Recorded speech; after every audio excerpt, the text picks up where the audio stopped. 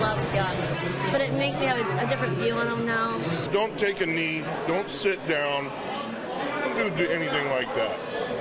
You don't want to be here? Leave. I don't think it's American at all. If you're going to do that, don't play in America. For them to not come out at Soldier Field, that's dedicated to the military, and for them to be that disrespectful and not come out on Soldier's Field, I'm done with it.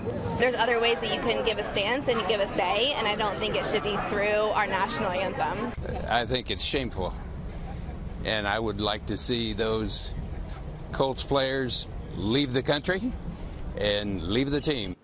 Welcome back to Hannity, our new time live, 9 Eastern now. Those were some NFL fans who are not happy with the players who disrespected our national anthem and our flag.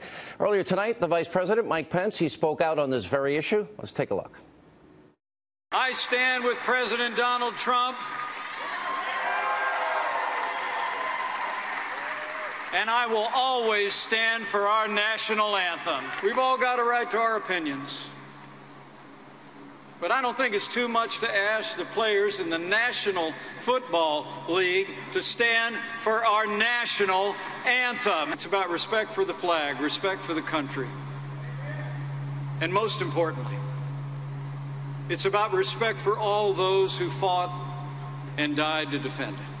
Here now with reaction, former Trump White House chief strategist, his first cable interview since leaving the White House, the executive chairman of Breitbart News, Steve Bannon. Mr. Bannon, you're like, you did one interview that I've seen my entire life of you, although you've been on the program before. Good to see you, and you're joining us from Alabama tonight. We'll get to football in a minute. Tell us why you are in Alabama. Mike Pence was at one rally. You were at another for Roy Moore. Tell us why. I'm here to support President Donald J. Trump. What I'm here to do is to support Donald J. Trump by having folks down here support Judge Roy Moore. I think Roy Moore is the guy that's going to represent Donald Trump and fight the establishment. I mean, it's very simple. This election is $30 million being spent by Mitch McConnell and that crew of corrupt and incompetent politicians and consultants. They've raised $30 million of outside money to destroy Judge Moore. Judge Moore's raised about $2 million. So, Sean, it's very clear to me. That's why you got Laura Ingraham and Levin and Dr. Savage and Mark Meadows. Everybody and me that have been hardcore Trump supporters, and Sean Hannity, hardcore Trump supporters that have thrown down with Judge Moore. So I'm very proud to be down here. This is the first time I've really ever done a campaign event. I got the old bomber jacket on, the complete rig I used to wear during the campaign with President Trump. And I said tonight, Sarah Palin, Louis Gohmert, all of us, the hardcore Trump people, we're not here to defy President Trump. We were here to praise and honor him. And we think the best way to do that is to send somebody to Washington, D.C. out of Alabama, the good folks of Alabama, to send somebody that's going to have Donald Trump's back. I believe Roy Moore is going to be more the outsider. And the fact that Mitch McConnell and the establishment are pouring millions of dollars into this race, into that state, tells me that Luther Strange is going to end up being, in some ways, having to support them and more inclined to support them.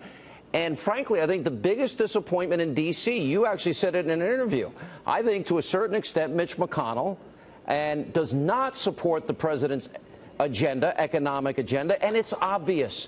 He hasn't gotten a thing done, Steve, in 8 months. We're now in the 9th month of the Trump presidency. There's no excuse for that, in my opinion. It's very simple.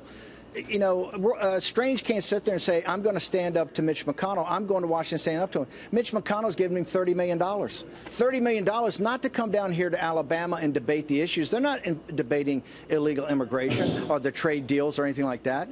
What this was about was the politics of personal destruction. The exact same game plan that they ran on Donald Trump. This is not about doing everything about a debate. This is about trying to destroy Roy Moore, just like they tried to destroy Donald J. Trump. In many ways, I think the Destroy Trump media will misinterpret the list of people that you mentioned, including myself. I want Roy Moore to win this race tomorrow, and they'll try and create a divide. It's actually to support the president.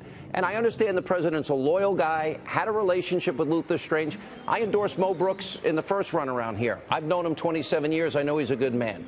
But I do believe what you're saying here And explain the ads that are being run, because they look like they could have been written and produced by Nancy Pelosi and Chuck Schumer.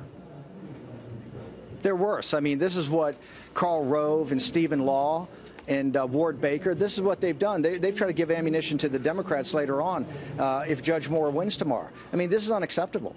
They've done the cruelest, nastiest ads I've ever seen to destroy Judge Moore, who's a righteous man, and his wife and his family. This is the same thing they did with Donald Trump.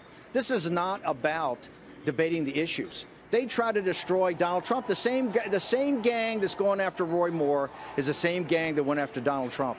And I got to tell you, I think it's sometime later after tomorrow, a real, review has to be done of how President Trump got the wrong information and came down on the wrong side of the football here, because I agree with you. I love Mo Brooks, and I was really shocked to see Mo Brooks not get into the second round. Mo Brooks is a good man. Mo Brooks has stood with us. He stood with Jeff Sessions for many, many years, and he's a good man. This should have never happened. This should have never had Hannity and Palin and Levin and Dr. Savage and Laura Ingraham, all the people that are diehard Trump people, all the people that are there for the beginning. We're not sunshine patriots. We're with Donald Trump through thick and thin. This should have never happened, Sean, and this has got to be reviewed. This is not a referendum on the president, the way the media wants to do. I would argue this is a referendum on McConnell.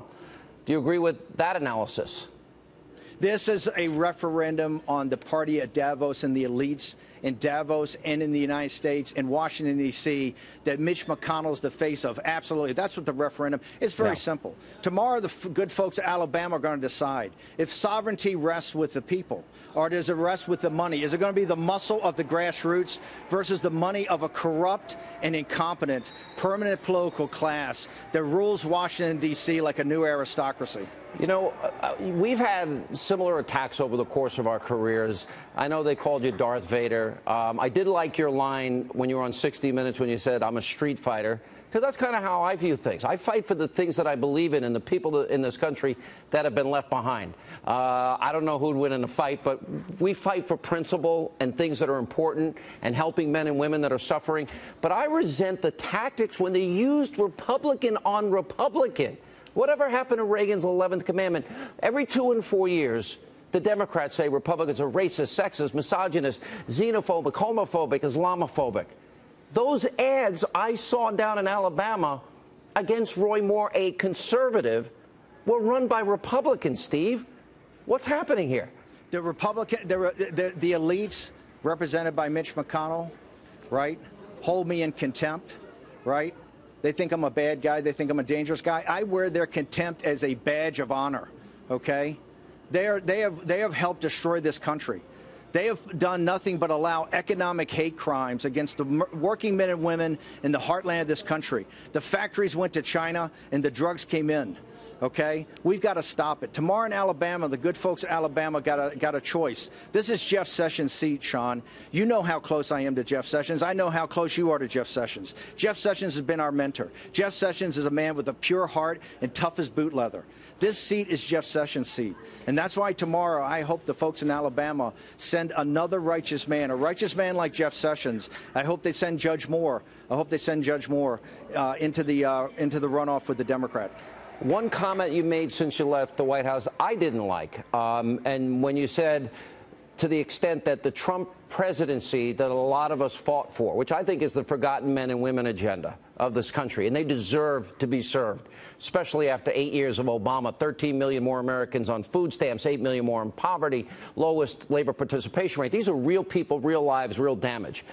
I didn't like when you said the Trump presidency we fought and voted for and you thought was over. Because you're still fighting for it, I'm still fighting for it, and people in this country are fighting for it every day, and I don't think it's over yet. I think this is only beginning in a lot of ways. It's not going to be over if we fight and help President Trump. President Trump needs help. It's the reason I left the White House. Yeah. I told him I was going to go after the establishment. Go after the establishment first and the Democrats next. Look, it's Mitch McConnell and Paul Ryan have allowed there's 3 investigative committees on Capitol Hill. They have full subpoena power. They have an unlimited budget. They're going after President Trump. Yeah. They're going after him every day. Let me ask you a last question. They're going after him every day. I never heard of the term alt-right until this election. Never. Now, there's alt-left, radical left. So I don't even know what that means. What does it mean to you? And secondly, because they try to imply it's racist, I wanted to get your comments about the president, I think, speaking out rightly for the flag and for the anthem and for the men and women who serve this country. You know, about taking a knee for the national anthem, I said in this speech tonight, if people in this country take a knee and the National Football League players want to take a knee, they should take a knee at night, every night. And thank God in heaven Donald J. Trump is President of the United States. He has saved this country so much grief. He has done such a tremendous job with virtually no help. And that's what I meant when I said that. I stepped out to make sure that Mitch McConnell and the Republican establishment starts to have a Republican back, because you know what? Mitch McConnell wouldn't be majority leader if Donald Trump didn't drag a half a dozen senators across the goal line in November. So it's time for the Republican establishment to step up and have the back of President Trump. All right, Steve Bannon, hope you come on the program more often. Appreciate you being with us. Thank you so much on our first 9 p.m. show. Thanks, as we brother. move back a new time slot, which was our old time slot. All right.